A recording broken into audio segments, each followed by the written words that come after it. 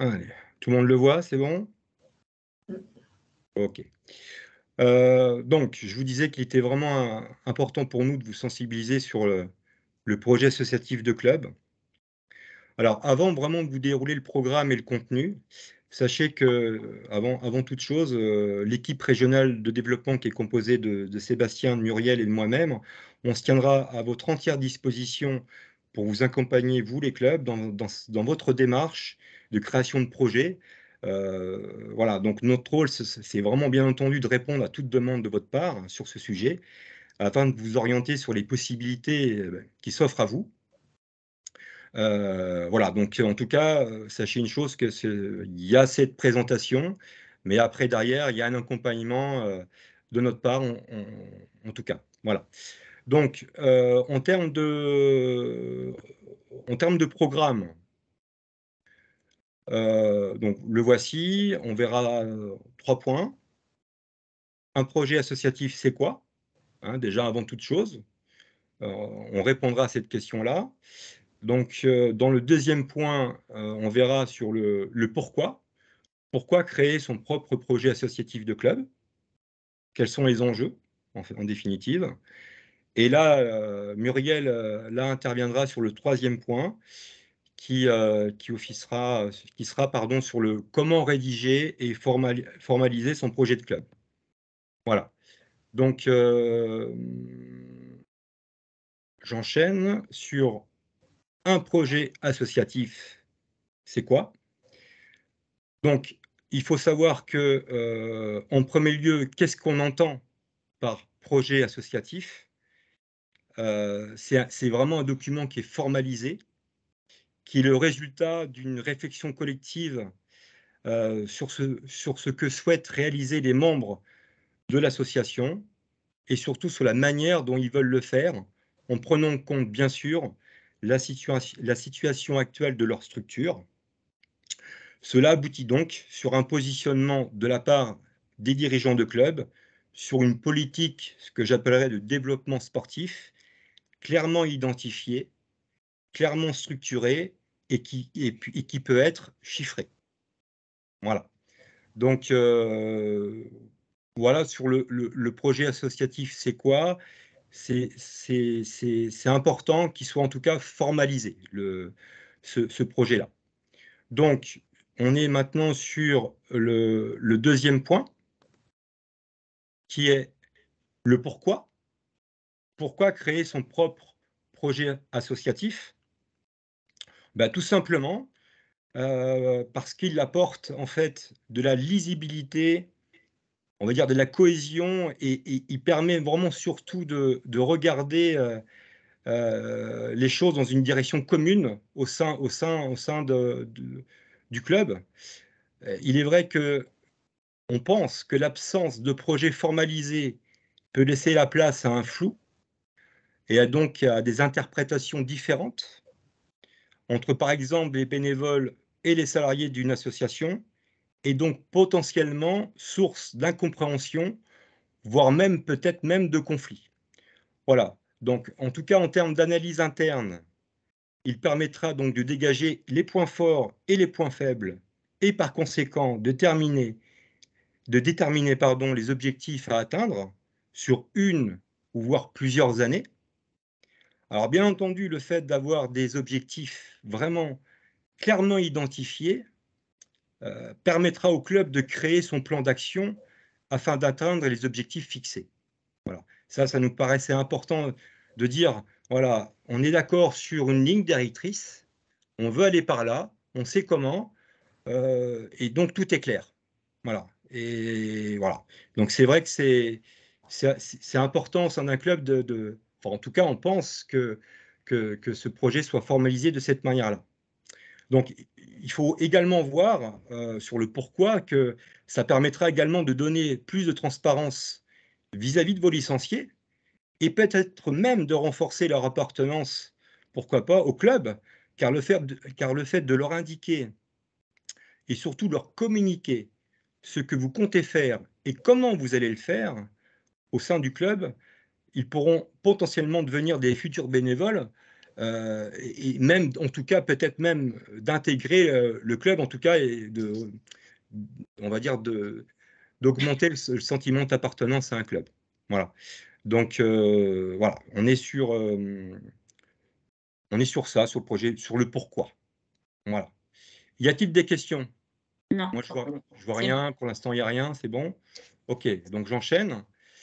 Alors, il faut quand même savoir que le projet associatif, il est souvent requis, voire totalement obligatoire, pour toute votre demande de subvention.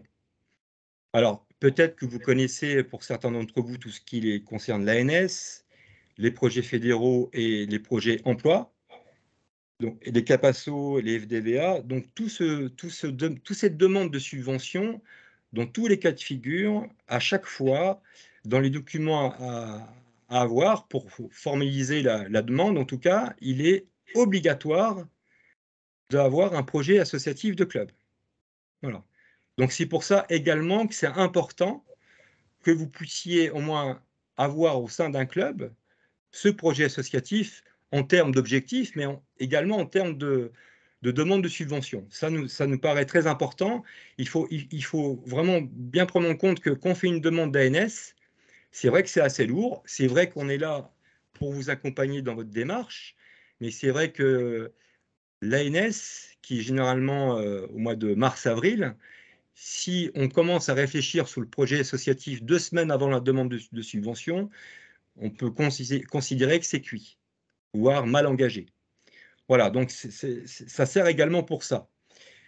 Autre chose, si vous avez un projet structurant avec les collectivités locales, par exemple de construire un cours couvert, parce que vous avez la demande, parce que vous avez trop de licenciés sur un cours couvert et que vous voulez en avoir un deuxième, ça signifie que vous avez un projet. Et effectivement, le porteur du projet, qui est sensiblement la collectivité, si vous arrivez en leur demandant tout simplement leur dire, bah, écoutez, j'aimerais avoir un deuxième cours couvert ou un cours couvert parce que j'en ai pas, ça marchera probablement pas. Par contre, si vous venez avec un projet clairement identifié, formalisé, avec des objectifs, vous dites, voilà, je veux tendre vers ça, notre objectif c'est ça. Par exemple, nous sommes à 80 licenciés, nous voulons arriver à 120 licenciés, donc ça nécessite un cours couvert. Vous dites comment vous y arrivez, c'est d'autant plus, on pense que c'est plus porteur pour justement à ce que ce projet puisse se réaliser. Voilà. Donc, encore une chose importante pour créer ce projet. Puis bien sûr, en dernier, sur le côté, on veut rechercher des partenaires sur du mécénat, etc., etc. Donc, c'est d'autant plus vendeur qu'un projet puisse avoir lieu. Je pense que vous aurez encore une fois un peu moins de chance sur le fait d'avoir des partenaires si vous n'avez rien à vendre. Même si effectivement votre club en tant que club peut se vendre, mais c'est vrai que c'est important quand même d'avoir un produit et qui soit formalisé. On va dire ça comme ça. Voilà. Euh, Toujours pas de questions, Muriel? Non, tout va Non, bien? vas-y. Je vois rien, hein, donc dis-moi. C'est l'importance du binôme. Non, non, c'est bon, vas-y. Il n'y a pas de questions, Il n'y a pas pardon. de question, ouais. Ah, pardon, pardon. Donc, autre raison d'avoir qui nous paraissait vraiment, vraiment important sur le binôme dirigeant-enseignant, on y tourne autour depuis des années, et c'est vrai qu'on se rend compte qu'il est vraiment fondamental, en fait, au sein du club, pour la bonne marche du club, pour la vie tout simplement du club, il faut que ce binôme dirigeant-enseignant puissent parler le même langage, en définitive, pour arriver à ce que ça se passe vraiment bien, que ce soit du côté de l'enseignant, bien évidemment du côté du dirigeant, que ce soit du gagnant-gagnant. Donc, nous pensons que dans cette rédaction de ce projet associatif, il est indispensable à ce que votre enseignant soit intégré, qu'il fasse partie de cet échange, parce qu'en définitive, tout ce qui concerne l'enseignement, c'est lui qui va mener en fait les actions, donc qui peut être à la base, à la genèse du projet. Hein. ça nous semble vraiment fondamental à ce que, donc, si vous voulez un projet formalisé, nous pensons fortement qu'il est indispensable d'intégrer votre enseignant ou vos enseignants, votre équipe pédagogique, bien entendu, dans son ensemble. Voilà. Parce que, également, on parlait de sentiment d'appartenance vis-à-vis des licenciés, mais le sentiment d'appartenance, il peut être intéressant également pour l'enseignant. S'il se sent à l'écoute, il va d'autant plus être avec vous dans votre démarche. Voilà, donc encore une fois, qu'il soit présent dans cette démarche de projet, faites-le. En tout cas, si vous avez ce sentiment, ce projet-là. Alors, maintenant, s'il n'y a pas de questions, je vais laisser donc la main à Muriel, qui va aller sur le comment, en fait, comment rédiger et formaliser son projet associatif de club. Muriel, je te laisse la main. Oui, alors tout d'abord, sachez qu'il n'existe pas de projet standard. Là, je vais juste vous présenter donc une démarche projet associatif qui a été réalisée par le comité du Loir-et-Cher. Sachez qu'il n'a rien inventé, il s'est juste inspiré en fait de la trame fédérale, de la trame de la FFT, en apportant, on va dire, certains éléments qui lui semblaient importants et qui avaient donc qui étayent un petit peu le dossier. Dans ce dossier, donc le comité voulait à tout prix que cette démarche soit simple et utilisable par tous les clubs, quelle que soit donc sa catégorie A, B, C au niveau des licences. Donc voilà, je vous le présente. Donc déjà, là, c'est la première page de garde. Donc, où il nous semblait important d'identifier en fait les porteurs du projet. Donc, comme l'a dit donc, Fabien précédemment, le président et l'enseignant, car dans un projet club ou un projet associatif, la démarche doit obligatoirement se faire via le binôme, c'est le groupe de travail, comme on appelle ça, donc président-enseignant, parce que l'enseignant étant au cœur donc, de l'école de tennis, il est plus à même de savoir ce qui est bon à faire, les objectifs du club et comment les atteindre. Alors, donc ça, c'est la page de garde. Ensuite, donc pour que la démarche projet soit complète, il est important donc de réaliser un état des lieux à l'intérieur des grands domaines qui caractérisent le club. Donc, on appelle ça les éléments du diagnostic. Dans les éléments du diagnostic, donc vous avez la carte d'identité du club, le nom d'affiliation, nom du président. Nous, on a voulu rajouter aussi le tarif des cotisations sur jusqu'à saison N-2, les installations existantes, nombre de terrains extérieurs et les surfaces, ainsi que le nombre de cours couverts, clubhouse et vestiaires. Ensuite, tu peux y aller à la suite, s'il te plaît. Voilà, analyse pour être réaliser un état des lieux, à l'intérieur des grands domaines. Dégager aussi les points forts et les points faibles internes au club. Si possible, les classer, les regrouper, les hiérarchiser. Et ensuite, exprimer formellement les principaux points forts et points faibles du club dans une rédaction. Donc, toujours, voilà. Donc là, toujours dans l'état du lieu. Personnel enseignant, nombre de salariés, nombre de DE, nombre d'IF, nombre de CQP. Est-ce que l'entretien individuel est réalisé dans le club? Est-ce que les formations sont réalisées? Donc, personnel bénévole aussi. Combien il y a de bénévoles dans le bureau? Nombre de femmes au sein des bénévoles et nombre de jeunes de moins de 18 ans. Toujours nombre de licenciés. Toujours donc faire un comparatif sur N, N-1 et N-2.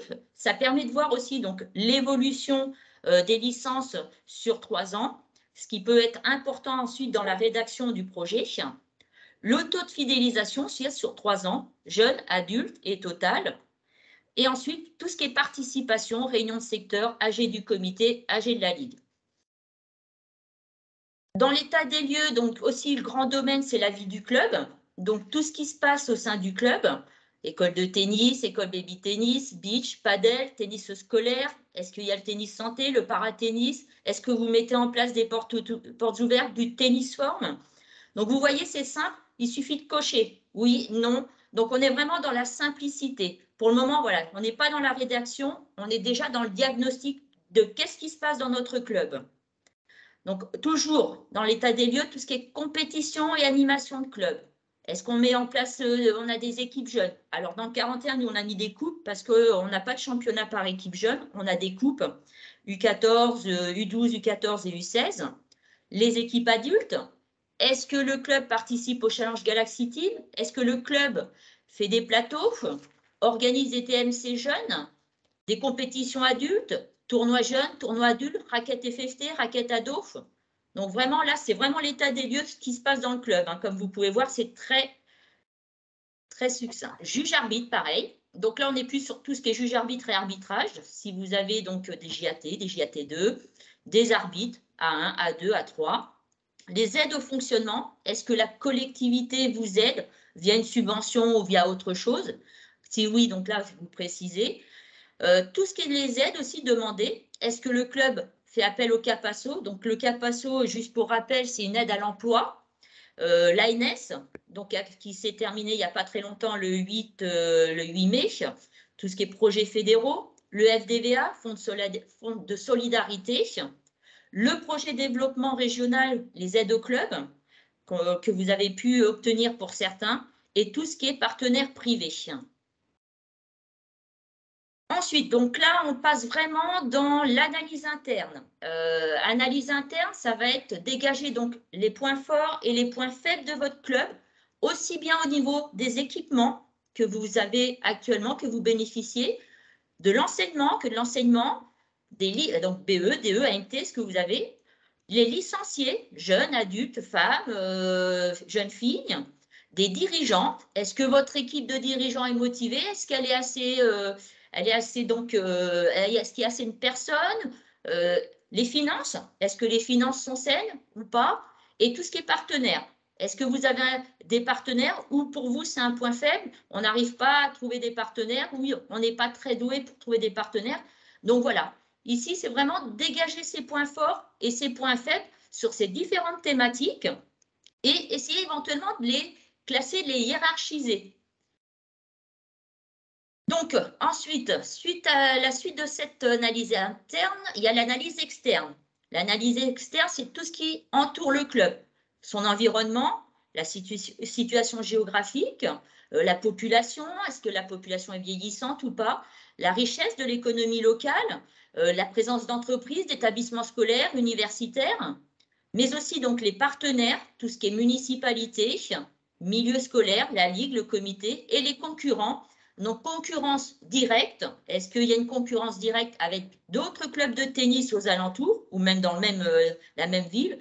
Et une concurrence indirecte avec tout ce qui est toute forme de loisirs comme, je ne sais pas, la danse, la marche à pied, ça peut être aussi la couture ou des choses comme ça. Donc voilà, là également, c'est donc de faire une analyse.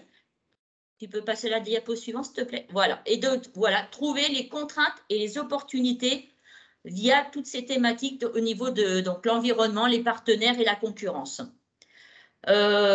Diapo suivante. Vous allez voir qu'en plus, donc, dans ce diagnostic, on a voulu montrer la qualité de la relation et la fréquence de la relation. Donc là, c'est par exemple sur, on va dire au niveau donc de la municipalité. Noter, donner une note au niveau de la qualité de la relation. Par exemple, on va mettre 7 et fréquence de la relation, on va mettre 10. On les voit assez souvent, 7 sur 10. Et ça, essayer de le faire pour les partenaires, pour tout ce qui est collectivité. Et voilà, et je pense que c'est hyper important. C'est peut-être, voilà, essayer d'améliorer certaines choses aussi, peut-être au niveau de la municipalité, si on n'est qu'à 3 au niveau de la qualité de relation et à 2 au niveau de la fréquence. Donc voilà. Ensuite, au niveau de la concurrence du club, donc je vous parlais de concurrence directe avec tout ce qui est club de proximité. Donc, est-ce que c'est une contrainte? Est-ce que c'est une opportunité? Ou vous n'avez peut-être pas de concurrence? Donc, opportunité pour vous. Concurrence indirecte, donc c'est avec les autres sports. Souvent, on a des contraintes, souvent avec le football ou avec d'autres sports comme l'équitation chez la jeune fille, pour les jeunes filles. Et ensuite, concurrence globale avec toute autre forme de loisirs, le théâtre, les choses comme ça, la couture, comme je vous ai dit, le patchwork. Donc voilà, ça également, donc tout ça. Des questions? Parfait. Alors ensuite, il est important donc d'établir un groupe de travail. Donc ce groupe de travail, il ne faut pas être 50. Ça ne sert à rien. Là, déjà, si vous êtes 3-4 personnes, c'est vraiment très, très bien. Mais les 2 personnes fondamentales sont le dirigeant, le président du club et l'enseignant. Ces 2 personnes doivent obligatoirement être dans le groupe de travail. Alors, donc, une fois que ces points forts, ces points faibles, cette analyse interne donc, a été réalisée, donc une fois toute la démarche réalisée, à vous d'engager, donc, comme l'a dit donc, Fabien tout à l'heure, une phase de réflexion à partir de tous les éléments qui seront ressortis au niveau de votre analyse interne et externe et de formuler clairement votre projet, vos objectifs et les actions qui traceront en fait le chemin pour les atteindre.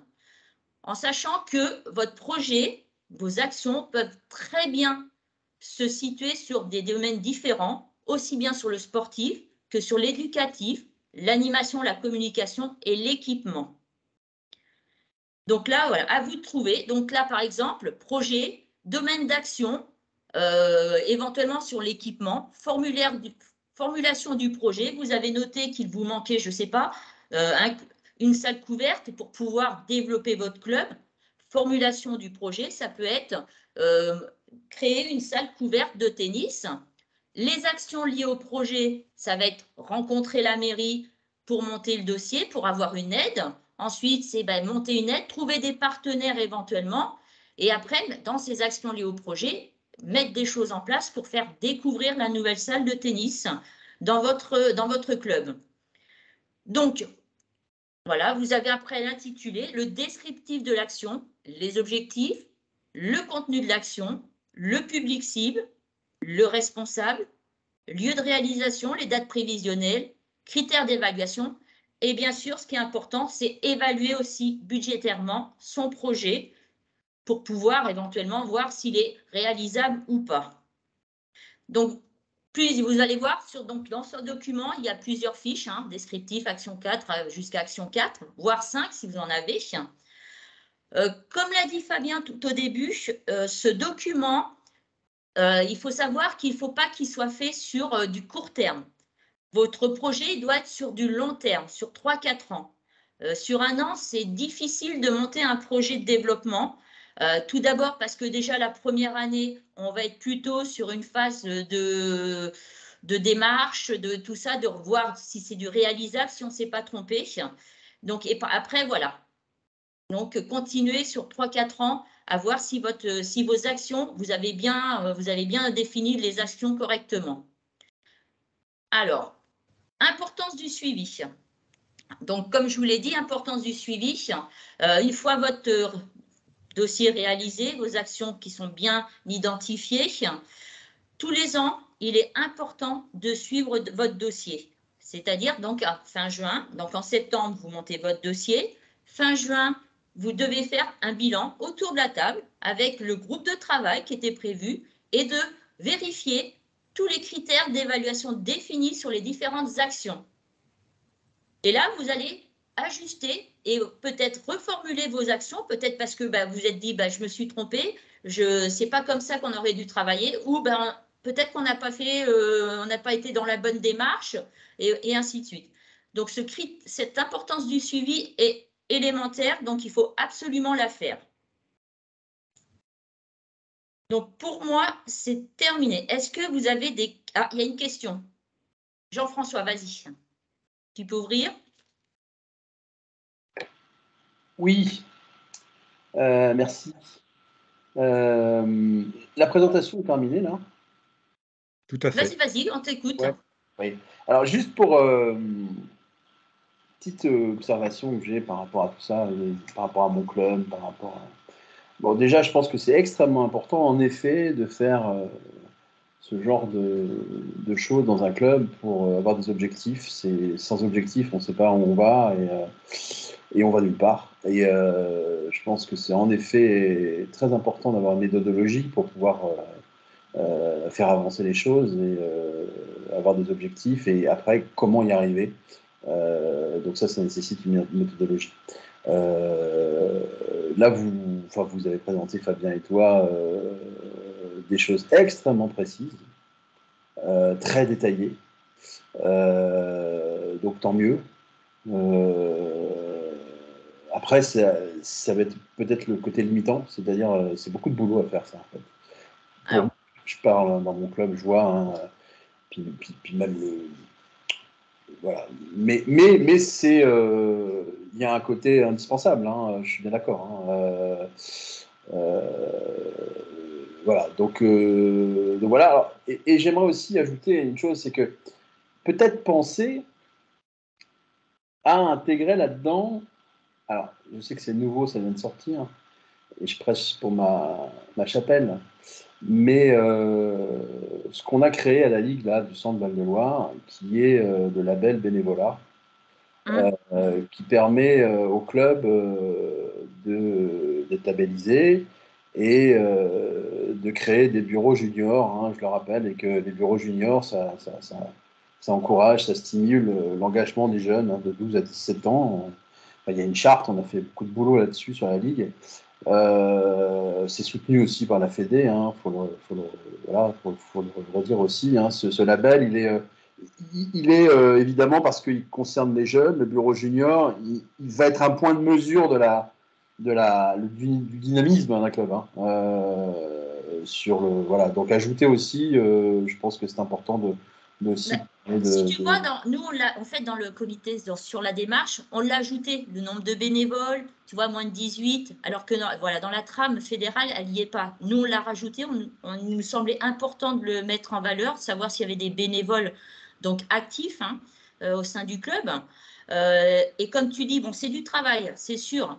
Le plus gros travail, c'est vraiment de formaliser le projet, le groupe, les actions. Parce que bon, tout ce qui est diagnostic, tout ça, bon, au sein du club, vous allez y arriver. Hein, ça te prend une petite soirée, c'est de se mettre autour d'une table. Mais derrière, voilà, c'est de dégager des éléments et de formaliser le projet. C'est ça le plus long. Ce que je veux dire sur les bénévoles et sur les plus jeunes, c'est que si on a fait ce label, c'est aussi pour que les clubs puissent en bénéficier dans la mesure où on donne une charte, enfin il y a une charte, il y a un label, on remet un label avec un panneau pour que les clubs puissent afficher, qui va être annuel, tous les ans, il va y avoir un label, avec ces bureaux juniors, ces clubs, ces jeunes qu'on va accompagner, qu'on va essayer de donner envie de s'engager dans le bénévolat, parce que c'est évidemment l'avenir hein, des clubs, ça se construit quand ils sont jeunes. Hein. Donc ce label, il a été fait, ce que je veux dire, c'est que j'insiste sur le côté mise en valeur du label qui mettra aussi en valeur le club. Tu vois parce que tu parles de 18 ans, des bénévoles de moins de 18 ans, ça, on peut en parler dans toute la France. Ce label, il n'existe que dans la Ligue Centre Val-de-Loire. On est un peu pilote là-dedans. Hein. La Fédé nous a aussi regarde ça aussi en disant bah super, on va voir ce que ça va donner, mais on est intéressé. Donc il y a un rôle un peu pilote de cette ligue, de notre ligue, qui est intéressant. Peut-être le mettre aussi dans cette. Ça peut, tu sais, le truc de bénévole, comme tu dis, le label bénévole, ça peut être un projet, ça peut être une action. Comment mettre en avant les bénévoles au sein du club pour qu'ils puissent, voilà, pour que le bureau puisse s'étayer, bah, ainsi de suite. Donc, c'est peut-être. Alors, ça, c'est les bénévoles, c'est de 12 à 17 ans. Hein. C'est oui. Le bureau junior. Hein, on a choisi, parce qu'il faut bien qu'on choisisse, il y a tellement de sujets dans le bénévolat pour essayer d'aider. Il a bien fallu qu'on choisisse mais on a choisi un sujet. Puis je le rappelle, hein, ça a été suite au sondage qui a été fait tout au début de la mandature, hein, qui a été demandé au club, hein, en demandant voilà, sur le bénévolat, qu'est-ce que vous en pensez, voilà. Et suite à ce sondage-là, on a eu des retours, intéressants, très intéressants. Et le point rouge qui est remonté, ça a été le manque de jeunes dans les équipes dirigeantes. Donc, on a essayé de répondre à ça en créant ce label et avec ces bureaux juniors. Et voilà. Donc, c'est une volonté voilà, d'essayer de donner au club un outil, en fait, mais qui est un outil qui pour moi, va aussi pouvoir les définir comme un club dynamique, où ils mettent en place un bureau junior. Donc, ça veut dire qu'il y a des jeunes qui ont envie de s'investir dans le bénévolat. C'est quelque chose à noter, je dirais, dans le... Alors, je prêche pour ma paroisse, hein, tu sais bien, hein, mais je pense que c'est important parce qu'il y a beaucoup de choses dans d'autant plus dans cette présentation, tu vois, de parler aussi de ça, quoi. Mais j'ai envie de rajouter, Jean-François, c'est tout à fait juste ce que tu dis. À présent, ça reste un projet de club. Il faut juste qu'ils sachent qu'il y a des outils qui existent. Hein. Vous avez mis en place la commission régionale de bénévolat, vous avez mis en place des outils. Et donc, effectivement, notre rôle aussi également, c'est quand j'ai parlé qu'on est là vraiment pour accompagner les clubs dans cette démarche, cette création de projet, on sera aussi là pour leur rappeler qu'il y a des choses qui existent et des outils qui sont là pour aider les clubs en fonction de leur projet. Voilà, Bien sûr. tout simplement. Je place au même titre que alors je sais que c'est avec un lien avec le ministère de la Santé, c'est complètement, mais tennis santé, c'est bon, c'est national, hein, mais c'est un peu dans le même genre, c'est-à-dire que ça met en valeur les clubs finalement, qui ont voilà, tennis santé, c'est reconnu, voilà. L'idée de ce label, alors c'est le début, hein, mais faut bien commencer quelque part. L'idée, c'est que voilà, les clubs qui auront ce label vont être plus devrait avoir une reconnaissance supplémentaire, on va dire, hein, avec le bureau junior, machin, pour se faire reconnaître des instances, parce que c'est ça aussi, hein, c'est que quand tu vas voir la mairie, ah bon, vous êtes bureau junior, c'est que, ah bon, on a un label avec un beau truc dans le club, machin, le club, c'est la présidente qui est venue, on a remis le label, machin, on est parmi les temps de clubs de la Ligue qui font un effort avec les jeunes, où on utilise des outils qui permettent d'inclure les jeunes dans la vie du club et dans leur envie de s'engager dans le bénévolat. Moi, je dis les jeunes, hein, c'est vraiment les jeunes, hein, c'est 12-17. Non, là, mais on est entièrement d'accord avec toi. Là, tu parles de reconnaissance ou de crédibilité du club vis-à-vis des collectivités. Rien qu'un exemple, tu vois, j'ai fait une visite de club dans un petit club, hein, pas très. Le maire était présent. On a présenté donc ce dossier et tout de suite, il a regardé la présidente et il lui a dit, moi maintenant, tu viens me voir avec ce projet. Moi, je veux ça. Quand tu viens me voir, quand tu viens me demander de l'argent, je veux ce projet. Moi, je suis super. Ce que tu as présenté là, chapeau, parce que c'est super détaillé, super précis. C'est un formidable outil de développement, hein, d'avoir ça. On ne se rend pas compte, mais c'est pour ça que ça en vaut la peine de prendre du temps pour ça, en fait. Hein. Il faut que les gens. Enfin, je pense, hein, mais c'est un formidable outil de développement. Et qui est un peu, ce que tu disais, Fabien, à mon avis, indispensable aussi. Hein. Donc, voilà, maintenant, Alors, c'est vrai qu'on ne va pas forcément monopoliser la parole, mais il y a peut-être d'autres personnes qui veulent se dire des choses. Moi, je dirais juste une chose, c'est quand même que on peut quand même rencontrer, nous, c'est vrai qu'on est là, les conseillers en développement, toujours, je pense que vous nous connaissez, on est là toujours à vous aider, à vous accompagner, et c'est vrai qu'on remarque une chose, c'est pour ça qu'on propose ce webinaire sur ce projet associatif. On remarque que les clubs, parce que c'est pas simple, hein, on le sait bien, c'est toujours problématique de réfléchir, de se poser, tout ça. En tout cas, il n'y a vraiment pas beaucoup de clubs qui ont des projets clairement identifiés. Voilà. Non, et en plus, vous avez tous des projets, bon, qui vont un peu à droite à gauche, mais le fait de les formaliser, ça permet de recentrer les choses. Ça permet de recentrer et de se dire, ben non, au lieu de faire ci, on va se poser, on va aller plutôt dans cette direction.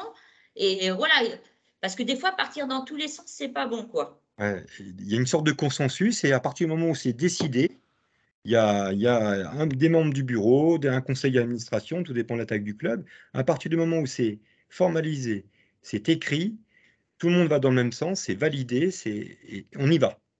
Voilà. Et c'est vrai que nous, le remonté de terrain qu'on peut avoir là-dessus, c'est que c'est vrai que les clubs, mais on comprend pourquoi, hein, mais c'est vrai que les clubs ont certaines difficultés à formaliser ça. Nous, c'est vrai que notre rôle, à mon avis, c'est notre cœur de métier, en fait, ça. Le fait de vous aider à formaliser. Alors attention, ce qu'a présenté Muriel, c'est un projet. Attention, on peut très bien l'adapter en fonction du club. Hein. Voilà, c'est une démarche. Ce qui est important, c'est la démarche, en fait, et de formaliser. À présent, voilà. Y a-t-il d'autres personnes qui veulent éventuellement Bonjour, oui. intervenir? Oui, vas-y Oui, Delphine. Oui, Delphine. En fait, pour moi, ce qui me paraît plus difficile, c'est pas tant de formaliser, parce qu'une fois qu'on sait où on va, le formaliser, c'est que de l'administratif, mais c'est plutôt de définir le projet et ses sous-projets. Et c'est cette phase-là qui, à mon sens, Ah ben, n'est pas c'est pour forcément ça que- abordée là, parce que poser un diagnostic, c'est une chose, formaliser le projet, c'est une autre, mais ce qui est pour moi le plus important, c'est ce qu'il y a entre les deux. C'est définir le projet. bah, en fait, tu vas définir ton projet en fonction de tout ce que tu as ressorti. Par exemple, on va dire dans le diagnostic interne, tu remarques, je ne sais pas, que au niveau de tes licenciés, on va dire féminines, voilà, ça baisse tous les ans, tu as de moins en moins de femmes. Derrière, la génération derrière, eh ben, elle ne suit pas. Donc, qu'est-ce que je vais faire pour redévelopper le tennis féminin au sein de mon club? Ça, c'est voilà, c'est un projet. Un projet en disant, voilà, quelle action je vais mettre en place? Peut-être des stages découvertes, peut-être des animations maman-fille, voilà, des choses comme ça, quoi. Oui, mais après, tu risques de ressortir avec une multitude de petits projets et non pas un projet de club, un gros projet de club. Après, à toi de définir les grandes lignes. C'est ça Ouais. qui faut. Je vois ce que tu veux dire. Oui, bien sûr. Après, il y a des objectifs et il y a des priorités.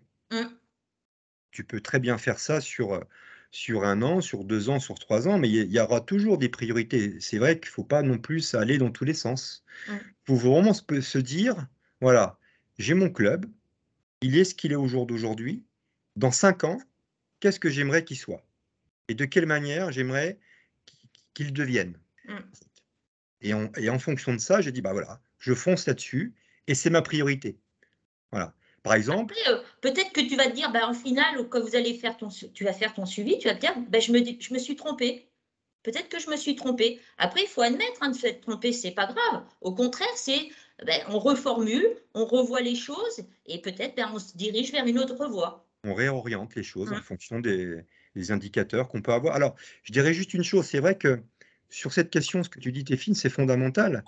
Mais encore une fois, on a des outils, en fait, on a des stats très précis. En fait, c'est grâce à la fédération, on a vraiment des outils digitaux qui nous permettent vraiment d'avoir des stats très concrètes sur les taux de fidélisation, sur les taux de renouvellement. Voilà. Oui, Donc ça, ça, il y a plein de choses. Oui. ouais, déjà sur Adoc, vous avez des choses, mais c'est vrai qu'on a encore des choses, entre guillemets, un peu plus pointues en notre. Voilà, donc c'est pour ça qu'on réédite le fait et on réitère le fait de dire voilà, on est là, on n'est pas là pour dire faites ci, faites ça, on est là pour vous accompagner, on a des outils. Ben, si vous voulez vraiment vous poser cette question-là, de dire où je veux aller et comment je vais aller, ben, en tout cas, on est là. Il ne faut pas hésiter. Nous, tu vois, moi, je suis dans le 41. Quand on présente ce projet, on veut aussi le voir, éventuellement le valider. Donc, si le club veut nous le présenter, il n'y a aucun problème. Et nous, derrière, on discute avec eux, on se met autour d'une table et on dit pourquoi vous êtes parti là-dessus, pourquoi ceci, pourquoi cela. Et après, derrière, on valide ou pas, quoi. Ok. Merci. C'est vraiment voilà, le message qu'on veut faire passer encore ce soir, c'est vraiment de la co-construction. On n'est pas là pour vous juger, bien au contraire, on est là surtout pour vous aider. Dès que c'est pas clair, dès que vous ne savez pas, eh bien, on est là pour répondre à cette question qui nous paraît fondamentale, en fait. Voilà.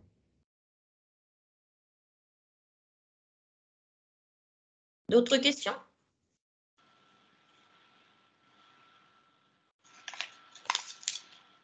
Voilà, pas d'autres questions. Bon. Bah, écoutez, si toutefois s'il n'y a pas d'autres questions, on peut éventuellement mettre tout simplement fin à ce webinaire. Mais peut-être Jean-François, tu veux rajouter quelque chose, peut-être? Non, Non. merci, c'est tout. Très intéressant. Bon, merci de tout ça. Et c'est bien de pouvoir le revoir aussi sur le site. Parce que voilà, pour se l'approprier, c'est des documents que tu as montrés, là, des Muriel, qui sont intéressants. Donc, pour s'approprier tout ça, c'est bien de pouvoir le revoir. De toute façon, je crois, si je ne m'abuse, que la Fédé est en train de travailler sur un dossier type projet club Donc, une fois qu'il sera voilà, vraiment terminé, formalisé, on n'hésitera pas à vous le communiquer. Et surtout, n'oubliez pas, on n'était pas vraiment nombreux ce soir par rapport en termes de prévision. On est un peu moins que qui était prévu. Dites-le autour de vous. Ce qui fonctionne bien, c'est le bouche à oreille. On sait très bien que les clubs voilà, parlent entre eux et c'est bien normal et fort heureusement. Donc, n'hésitez pas à dire qu'on est là, il y a des choses qui existent pour aider, pour accompagner. Donc, parlez-en autour de vous et comme ça, on sera plus fort. Enfin, en tout cas, c'est ce qu'on Justement, de pouvoir faire envoyer les liens pour revoir cette vidéo aux membres du club, enfin aux membres, c'est évidemment faire tourner l'info. Et ça, c'est très intéressant. Bon, bah écoutez, on vous remercie vraiment de votre participation. Merci à tous. Merci à vous. Merci. Et à très bientôt. Bonne soirée à vous. Bonne soirée. Bonne soirée. Au revoir. Merci.